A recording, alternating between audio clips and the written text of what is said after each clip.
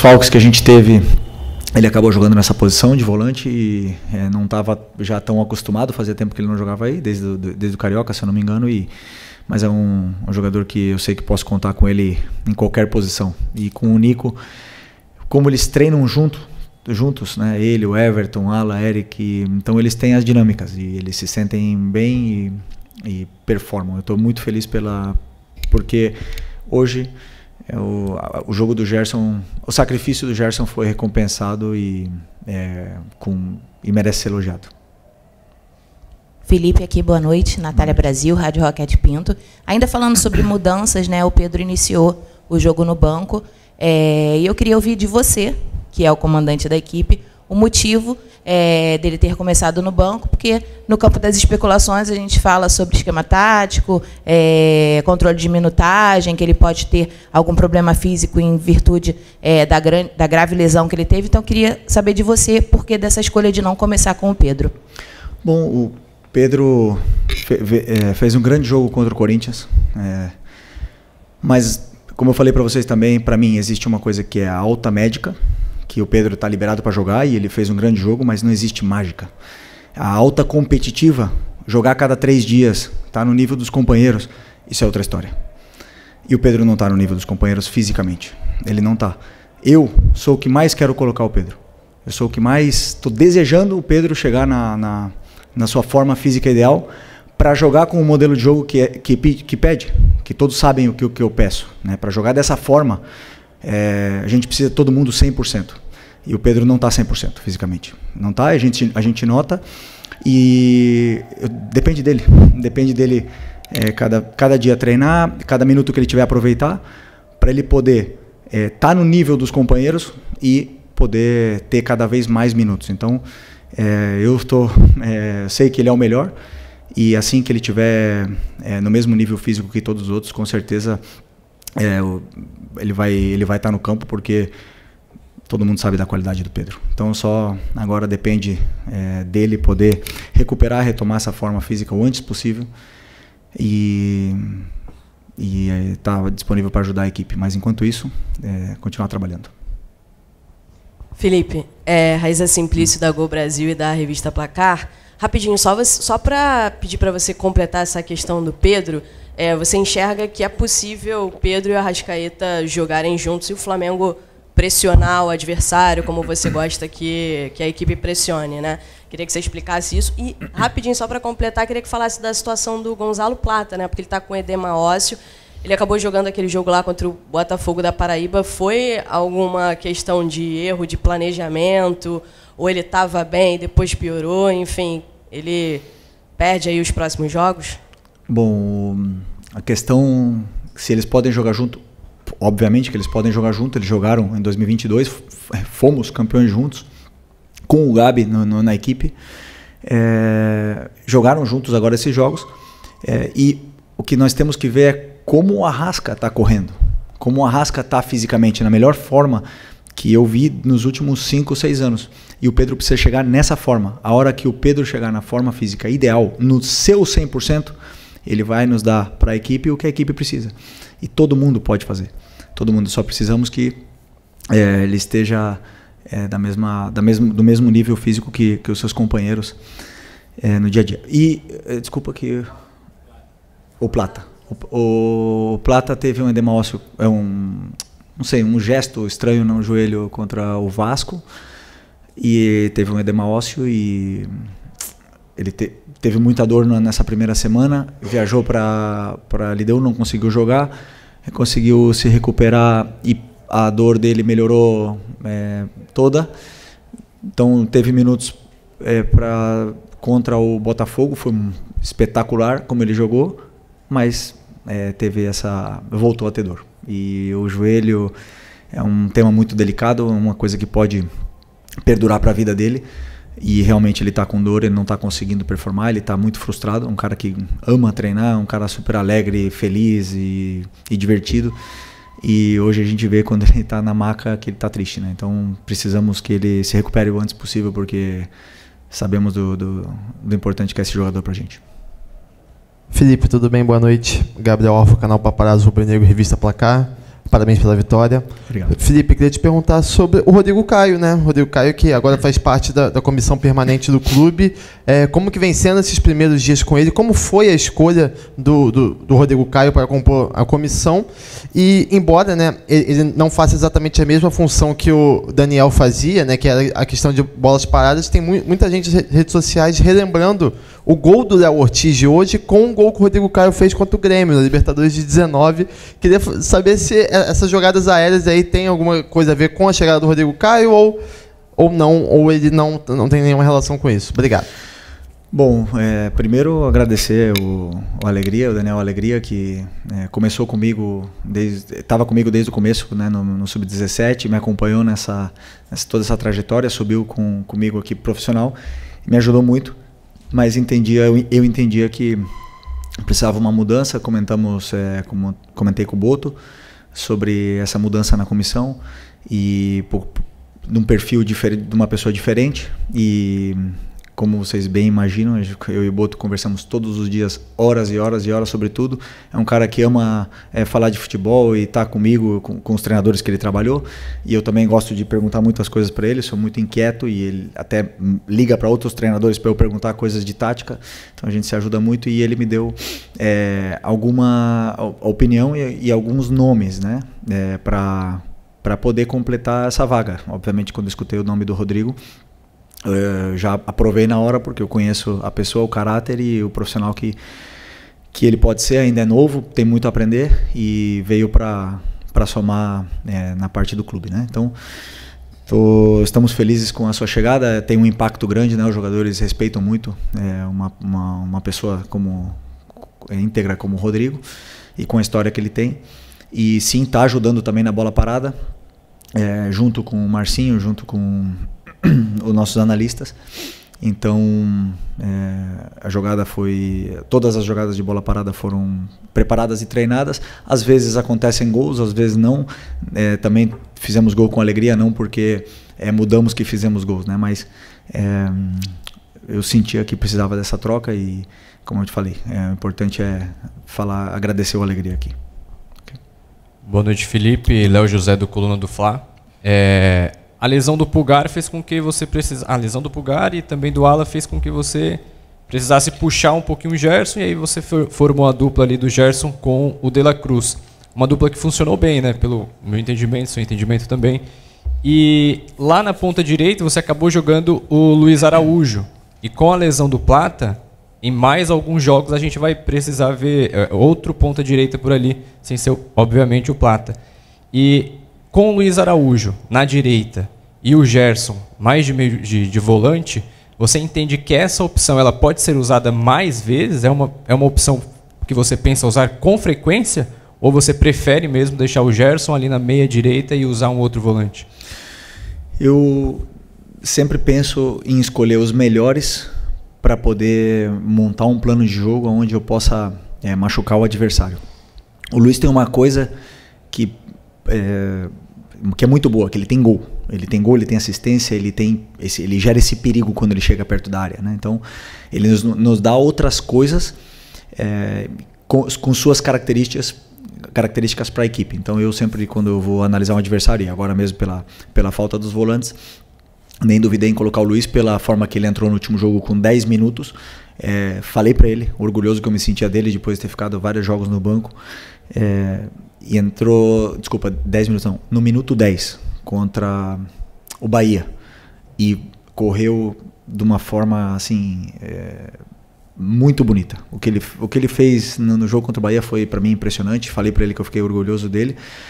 E o futebol ele devolve. Um cara que treina todo dia do jeito que ele treina, um cara que quer, que se incomoda quando erra e quer melhorar e quer evoluir, o futebol devolve. E hoje devolveu com um gol, mais uma grande atuação. Então o Luiz sempre vai ser uma peça onde eu sei que eu posso começar com ele, sei que eu posso colocar no segundo tempo, e o campo fala, né? Tem jogadores que, como eu falei, batem na porta e vão jogar mais, depois os momentos de cada um vão dizendo se merecem estar no campo ou não. Felipe, aqui, boa noite. Bruno Vilafranca, da Rede Multiflá. Felipe, a meu ver, o Michael não tem deixado de lutar. Hora nenhuma, jogo nenhum. Toda a participação dele, não vejo faltar luta ao Michael. Agora, algumas tomadas de decisão eu acho que têm sido equivocadas e a torcida já cobra bastante. O Michael, eu vi que no momento em que ele deixou o campo hoje, você deu um abraço longo no Michael. Não sei se falou alguma coisa, eu estava longe, não consegui ver. Como fazer para tornar o Michael, de fato, aquela peça importante que o torcedor tanto pediu, inclusive o retorno, né, na temporada passada.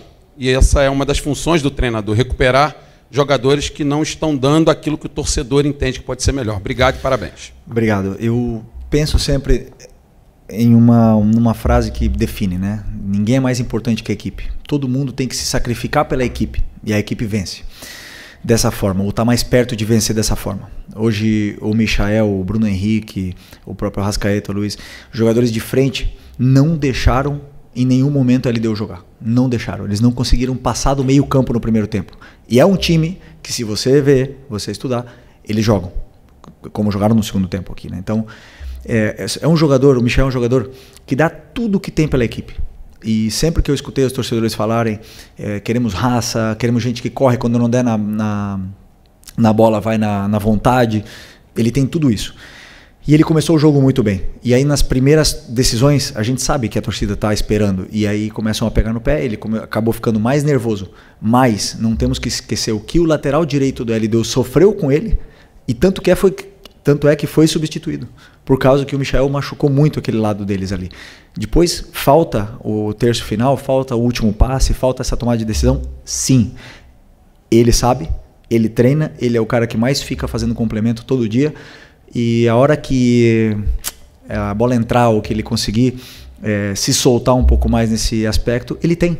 Ele tem, porque em 2021 ele fez 15 gols, se não me engano, 12 gols, ele quase foi artilheiro do brasileiro aqui naquele ano. Então eu tenho que tentar também ajudar ele a recuperar isso aí, que é um jogador que deixa tudo que tem pelo Flamengo. Oi, Felipe aqui, David Sharp do Antenados na Jogada. Parabéns pela vitória. Eu queria saber o que você pensa em relação à marcação alta e criação de jogada. Porque não necessariamente o time precisa marcar alto e roubar a bola no campo do adversário para criar jogadas, para ter a posse de bola, né? Salvo engano, até o Guardiola falou que roubando a bola no campo do adversário você está muito mais próximo do gol e a chance de fazer gol é muito maior. Mas, ainda assim, se o time marcar médio para baixo, consegue retomar e até ter a posse de bola, não perder e criar mais jogadas, né? Então, queria saber em relação a isso, sobre jogadores que talvez não marquem tão bem assim pressão, como talvez o próprio Arrascaeta, o Pedro nesse momento, Gerson, não sei se você concorda, se eles podem jogar juntos até dessa forma um pouco mais compacta, até para quando furar essa linha de marcação logo do campo de ataque, não gerar espaço atrás, né, no campo de defesa. Para mim, a única diferença, por exemplo, de um Bruno Henrique, Pedro, Arrasca e Plata, que são jogadores, é a intensidade na pressão. Mas a pressão todo mundo pode fazer. O que acontece? A gente só olha a pressão alta. Só que para mim o jogo é feito de fases, né? Então na fase defensiva para mim são 4 fases, que é o tiro de meta, a pressão alta, o bloco médio e o bloco baixo. E todos eles têm que fazer as 4 fases. Ou seja, tem que pressionar o tiro de meta, temos que pressionar alto quando a bola está no pé do goleiro, e quando eles rompem a nossa pressão, nós temos que saber fazer um bloco médio, temos que voltar todos, e quando tiver bloco baixo também tem que voltar todos. Tem uma função defensiva a fazer em todas essas fases, na fase defensiva e também na fase ofensiva, claro que são outros aspectos. Todos eles podem fazer, a intensidade da pressão, a força que você vai pressionar é outra. Isso sim, isso é uma característica que a gente não pode mudar, mas todos eles podem fazer as 4. E, aliás, fazem, quando estão bem. Felipe, boa noite. Mauro Santana, do canal Mauro Santana. Não tem tempo no calendário do futebol brasileiro nem para chorar derrota, nem para comemorar vitória, né? Exatamente são 67 horas que você vai ter para recuperar a sua equipe já para o Clássico com o Botafogo no próximo domingo pelo Brasileirão. Tendo em vista a intensidade, principalmente no primeiro tempo que você cobrou da equipe, como é que você está vendo essa preparação e principalmente a recuperação dos atletas para esse compromisso e um adversário que também está motivado, que também obteve uma vitória na Libertadores? vai ser um grande jogo, um jogo duríssimo, dificilíssimo. Eles têm um dia mais de descanso, né? Mas que não serve como desculpa. Agora nós temos que ligar a maquinária o mais rápido possível da recuperação, que esses jogadores possam se recuperar e possam chegar bem nesse jogo de domingo, né? Claro que os jogadores mais jovens se recuperam mais rápido, os jogadores com mais idade, com mais de 30, já vão ter uma certa dificuldade, mas tenho certeza que nós vamos chegar bem no jogo. Felipe, Isaac Andrade, Flavoz. O Flamengo jogou bem, o Flamengo venceu, mudou um pouco a história dele nessa trajetória da Libertadores, e foi muito elogiado, inclusive, na coletiva aqui pelo treinador da LDU. No momento de vitória como esse, eu acho que é interessante também analisar aquilo que de repente você planejou, aquilo que você cobrou, que você sente que o time ainda trata com um pouco de dificuldade. O que foi isso hoje? O que, mesmo o Flamengo jogando bem e ganhando, ainda tem que melhorar, que você acha que não está no ponto ideal, que não foi feito hoje no planejamento do jogo? Não, mas interessante isso que você falou, né? Hoje vencemos e nos colocamos com possibilidade de passar de fase. Numa Libertadores que até então vinha sendo ruim. Eu sempre penso que você tem que demonstrar dentro do campo que você realmente quer ganhar essa competição, né? E hoje eu acho que a equipe passou essa mensagem. No primeiro tempo, a gente passou a mensagem para a própria competição que nós não queremos ser eliminados. A gente quer chegar o mais longe possível, nós queremos chegar na final. E o único caminho é esse aí. Levando do jeito que a equipe levou a intensidade, a vontade para dentro do campo, o sacrifício seria a palavra para mim. O sacrifício que todos levaram para dentro do campo passou uma mensagem para a própria competição que nós queremos seguir vivo nela. E nós temos muitos aspectos que melhorar, todos os jogos. E o jogo hoje, existem alguns, e agora a gente vai analisar amanhã de manhã, analisar o que foi feito no jogo, os aspectos a melhorar.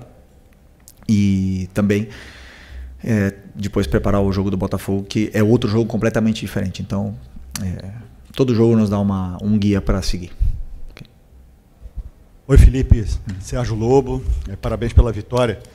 Você é um cara que foi forjado, né? Teve sua extensa carreira jogando no futebol europeu, né? Veio para o Flamengo, encerrou aqui, e você tem toda uma cultura europeia de jogo. Queria saber, te ouvir, a opinião que você tem sobre a escolha do Carlo Ancelotti como técnico da seleção brasileira, por favor.